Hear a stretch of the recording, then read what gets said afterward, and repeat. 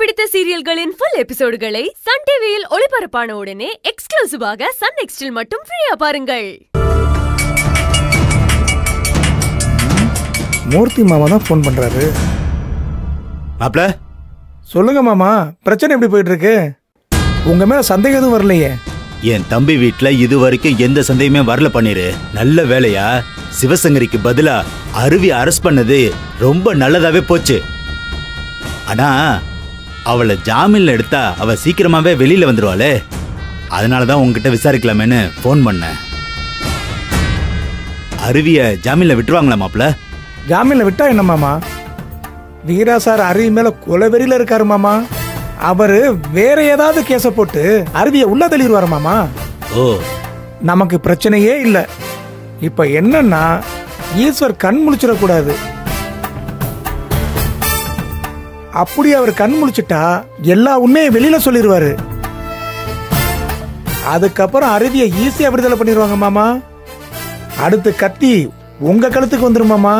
என்னடா மாப்ள நீ ஒரு ஆறுதலுக்கு உனக்கு போன் பண்ணா கத்தி கித்தின்னு நீ வேற மிரட்டுறியடா? பயமுறுத்த சொல்லல மாமா, இருக்கிற நிலைமையை தான் நான் சொல்றேன். அப்பதான் நீங்க முன்னெச்சரிக்கையா இருக்க முடியும். ஆமா மாப்ள, அத பத்தி ஒரு பக்கம் நான் யோசிச்சுக்கிட்டு தான் இருக்கேன். ஆனா இப்ப என்ன பண்றதுன்னா ஒண்ணுமே புரியல மாப்ள. இனி யோசிச்சு ஒன்னும் ஆக போறது இல்ல மாமா, அதை செஞ்சுதான் ஆகணும். ஹாஸ்பிட்டல்ல இருக்கிற ஈஸ்வரு சுய நினைவுக்கு வராம நீங்க தான் பாத்துக்கணும் மாமா. தலைக்கு மேல வெள்ளம் போயிருச்சு மாமா. இனி பாத்துக்கிட்டு இருந்தா வேலைக்கே ஆகாது. தம்பி பையன்னு பார்க்காம ஈஸ்வரை ஏதாவது பண்ணுங்க, அப்பதான் உங்க தலை தப்பிக்கும் மாமா. பாவி. சரி மாப்ள, மத்தத நான் பாத்துக்கிறேன். நீ வை.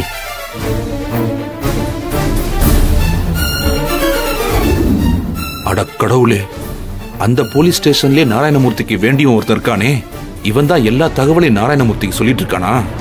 ஈஸ்வர் உயிருக்கு ஆபத்து இருக்குன்னு அருவிக்கு சொல்லி ஆகணுமே.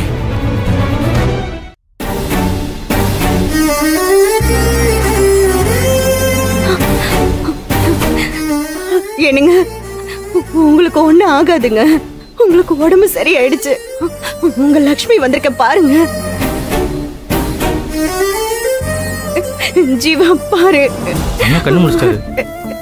கடவுளே, அண்ணா கண்ணு முடிச்சாருப்பா. தம்பி, அக்காவை பாருடா. நீ கண்ணு முடிச்சிட்டடா, இனிமே பயம் இல்ல. நீ பொழைச்சுக்கு விட ஈஸ்வர். ஐயோ, என்னையவே பாக்குறானே, எல்லா உண்மையும் சொல்ல போறான். நான் மாட்ட போறேன். என்னங்க என்னங்க, ஐயோ என்னாச்சு? ஐயோ மறுபடியும் மயக்கமாயிட்டாரே. அண்ணி இதுக்கும் பயப்படாதீங்க, நான் போய் டாக்டர் கூட்டு வரேன். சீக்கிரம் போய் கூப்பிடுங்க. என்னங்க, ஐயோ கண்ணு முழிச்சிட்டாரு, சரியாயிட்டாருன்னு பார்த்தா ஒரு வார்த்தை கூட பேசாம மறுபடியும் கண்ணு மூடிட்டாரு. ஐயோ கடவுளே, என் புருஷனை காப்பாத்து. அக்கா பயப்படாதீங்க, மாமா தான் கண் முடிச்சு பாத்துட்டாருல, இனி அவரு சரியாயிடுவாரு. நீங்க அழாதீங்கக்கா. டாக்டர் பார்த்துட்டு இததான் சொல்ல போறாங்க. அக்கா. ஐயோ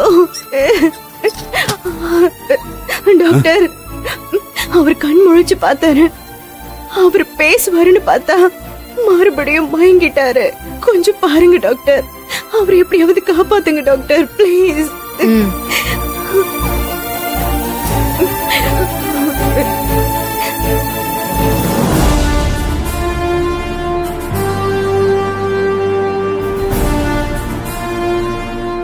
பயப்படாதீங்க, பல்ஸ் எல்லாம் நார்மலா தான் இருக்கு.